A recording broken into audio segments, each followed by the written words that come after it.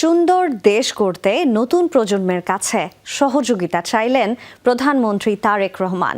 নতুন কুড়ির স্পোর্টসের সমাপনী অনুষ্ঠানে প্রধানমন্ত্রী প্রত্যাশা করেন দেশের গণ্ডি পেরিয়ে আন্তর্জাতিক অঙ্গনেও নতুন প্রজন্ম গৌরব বয়ে আনবে। এ সময় শিশুদের প্রকৃতির প্রতি যত্নশীল হওয়ার আহ্বান জানান সরকার প্রধান। এই যাত্রা শুরু হবে এবং দেশজুড়ে খেলার প্রতিভার বিকাশ ও খেলাধুলাকে অর্থনীতির একটি গুরুত্বপূর্ণ খাত হিসেবে গড়ে তুলতে নতুন কুড়িতে স্পোর্টস চালু করে বিএনপি সরকার। চলতি বছরের 2 মে সিলেট থেকে শুরু হওয়া এই কর্মসূচির সমাপনী হয় সোমবার রাজধানীর আর্মি স্টেডিয়ামে। দেখে নিচ্ছেন রাজশাহী বিভাগ। সমাপনী দিনে ফুটবলে ময়মনসিংহকে 1 গোলে হারিয়ে চ্যাম্পিয়ন হয় সিলেট জেলা। মেয়েদের ফুটবলে রাজশাহীকে হারায় রংপুর। এছাড়া বালক ও বালিকাদের 100 মিটার স্প্রিন্টের 2টি ফাইনালও অনুষ্ঠিত হয়। স্টেডিয়ামে বসে খেলা উপভোগ করেন প্রধানমন্ত্রী তারেক রহমান।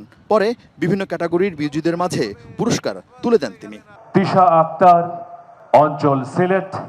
নতুন প্রজন্মকে পড়াশোনার পাশাপাশি খেলাধুলা ও সংস্কৃতিতে মনোযোগী হওয়ার আহ্বান জানিয়ে প্রধানমন্ত্রী বলেন, সরকার যার যার পছন্দসই পেশার উন্নয়নে সহযোগিতা করবে। তোমরা যে পড়ালেখা করতে চাইবে সরকার থেকে আমরা তার ব্যবস্থা করব যাতে সে ভালো করে পড়ালেখা করতে পারে।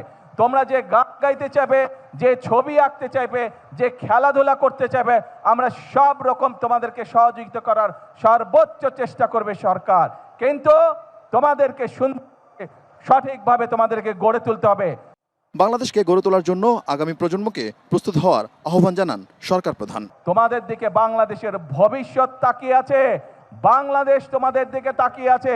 তোমরা যদি নিজেদেরকে গড়ে তুলতে পারো, আমরা একটা সুন্দর বাংলাদেশ গড়ে তুলতে পারবো।